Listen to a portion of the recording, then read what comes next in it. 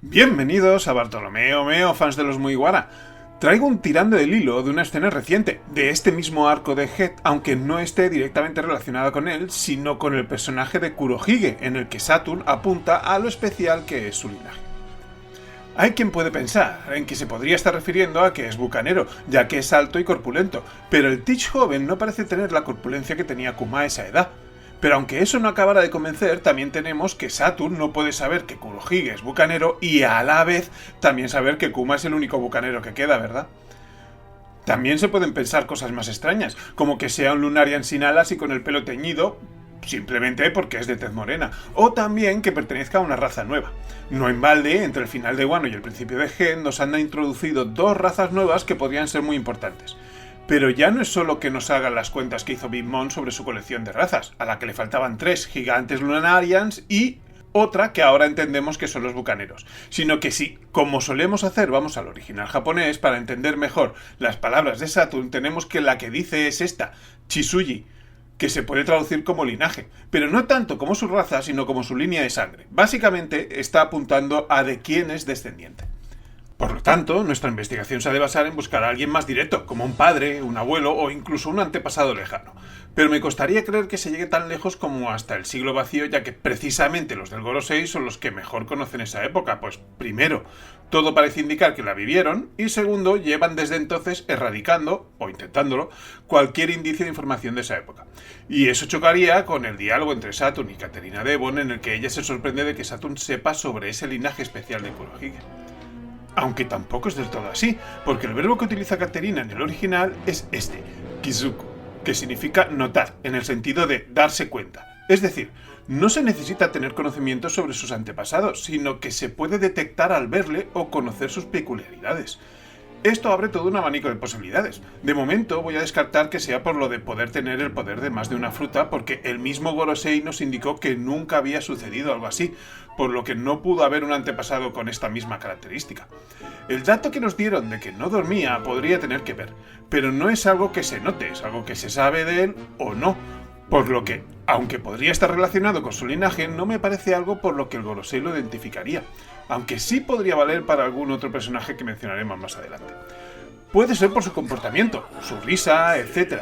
Pero si tuviera que elegir, me parece que si ya hemos descartado lo que le hace único, que es ese extraño cuerpo que nos indicó Marco que le permite tener más de un poder y que no duerme, no se me ocurre nada más único en cualquier persona que su aspecto. Yo creo que debe ser que se parece a su antepasado, como Shan se parece a los Fargalan o Vivi se parece a Lily, y entonces sí que tendría sentido que le dijeran que se había percatado de ello, y en ese escenario es cierto que también valdría que fuera alguien del siglo vacío que conociera el Gorosei e incluso Ino. Llegados a este punto, me parece que lo más probable es que sea alguien que aún no conocemos, pero como ese sería el final de este tirando del hilo, vamos a jugar a que es alguien que sí conocemos, a ver si encontramos algo que nos convenza. El primer candidato que yo y seguramente muchos traerían es Rox Dishebek, ¿verdad? Ya hace tiempo que se habla de un posible vínculo entre ellos, ya que nos lo han presentado como el villano del pasado y Kurohige va camino de ser el villano del presente. Además, Kurohige ha llamado a su barco principal Sable de Shebek y ha buscado plantar su base en la misma isla que era la base de los piratas Rox. Estas razones parecen de peso y las edades de ambos son adecuadas para ser abuelo y nieto y algo más justitas para ser padre e hijo, pues hay una diferencia de 2 años entre el nacimiento de Kurohige y lo que parece que fue el final de Rox en God Valley. Aunque en realidad no hay forma de saber si Rox sobrevivió o no a God Valley. También explicaría que no nos hayan querido mostrar el diseño de Rox. Pero a mí me parece que sería difícil de justificar que el Gorosei haya reconocido un parecido entre ellos y, por ejemplo, Shirohige, que ha convivido años con ambos, no. Y la lista de los que han podido conocer más a Rox que el Gorosei es amplia.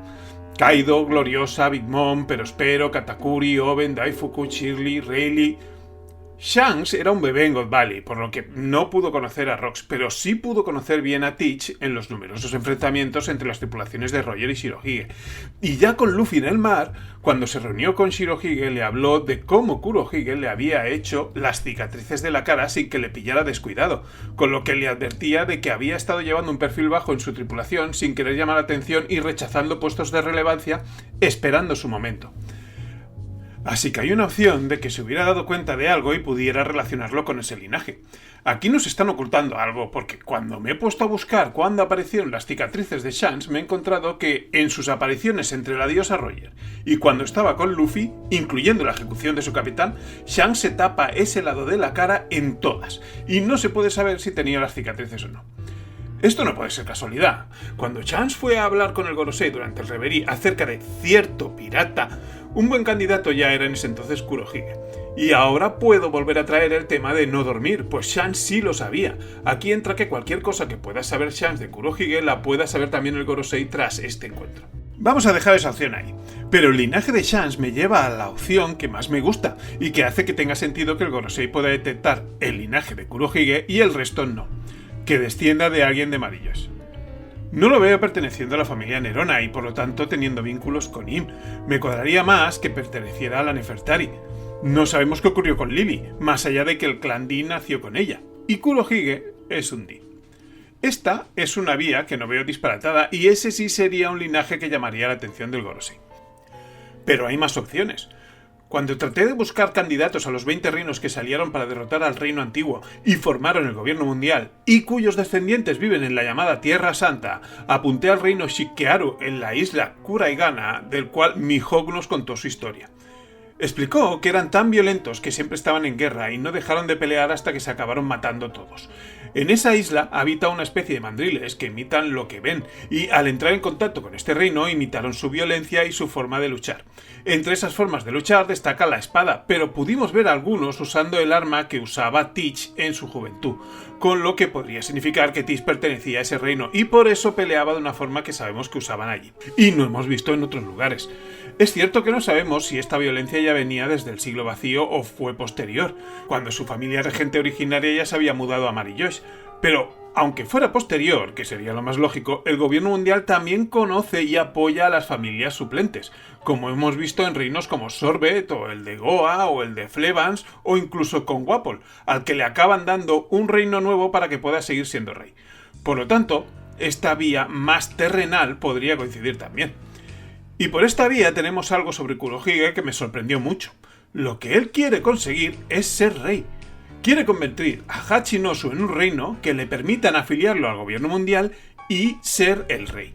La sorpresa no viene tanto en que quiera ser rey de una isla, que hasta me parece poco, cuando ya damos por hecho que quiere ser rey de los piratas y también tenemos que nos explicaron que su admirado Rox quería ser rey del mundo. Y al final del encuentro entre los piratas de Kurohige y Saturn, del que va este vídeo, estos le responden al miembro del Gorosei que su objetivo es el mundo. Como no creo que fuera literal en el caso de Rox, y parece claro que hay mucha distorsión en la versión del gobierno mundial, también podría no ser literal para Kurohige. Aunque sí parece que tiene un propósito que afectará al mundo entero. Pero vamos, Luffy también lo tiene. De todas formas, lo que realmente me sorprendió de ese objetivo de Kurohige de ser rey es que quisiera formar parte del gobierno mundial cuando precisamente Rox peleaba continuamente contra esa organización.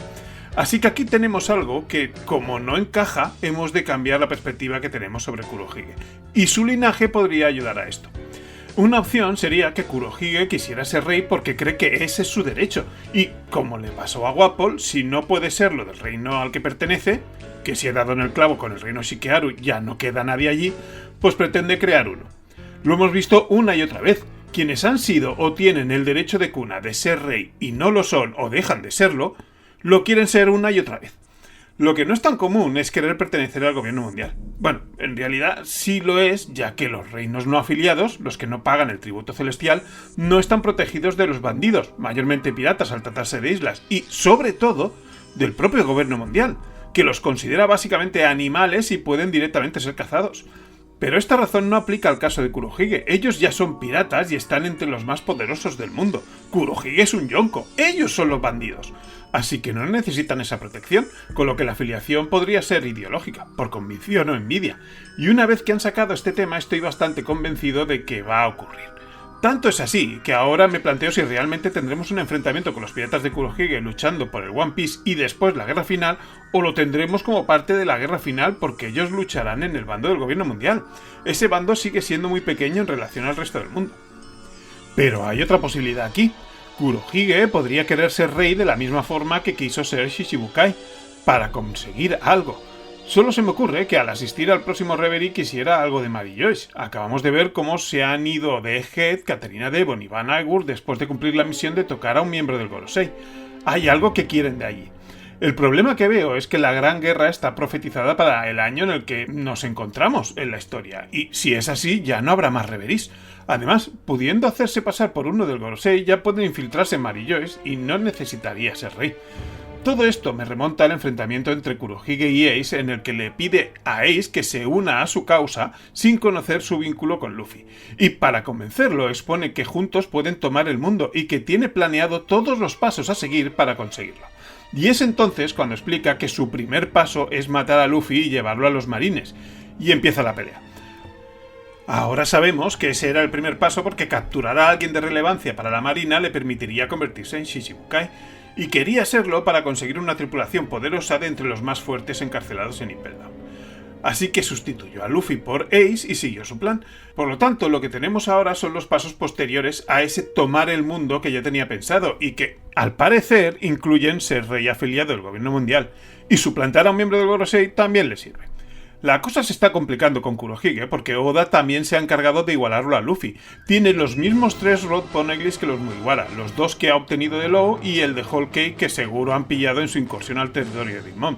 Y ahora, con la llegada de Caribou, también sabe dónde están y que son 2 de las 3 armas ancestrales, Poseidón y Plutón. De momento, la ventaja de los Mugiwara está en Robin, la única capaz de leer los Poneglyphs, que ha tratado de resolver capturando a Puddin. Pero hasta donde sabemos, Puddin no puede leerlos. Aunque Oda se ha dejado una puerta abierta aquí, pues lo último que dijo Big Mom al respecto es que todavía no había despertado esa capacidad y tal vez nunca lo hiciera. Lo que no quita que se despierte cuando le convenga la historia. Si ahora a eso le sumamos la capacidad de poder conseguir algo de Mary Joyce, se está preparando algo muy tocho para esta tripulación. Como siempre acabo escogiendo una opción, de entre todo lo expuesto me quedaría con que está siguiendo su plan que en algún momento le ha de llevar a Mary Joyce y entonces es cuando sus antepasados cobrarían importancia. Y de entre todas las opciones me quedo con la de que es descendiente de él. Y fijaos que al ser Rox Dishevex también un Di, es compatible que también descienda de él. Y dada la importancia que se le está dando a esta figura en la historia, también me quedo con eso. Un linaje que tiene a Lily en la distancia y a Rox como padre. Veremos cómo se desarrolla todo esto. Yo por mi parte espero que os haya gustado este análisis y si es así, tal vez nos encontremos en algún otro vídeo. ¡Nos vemos!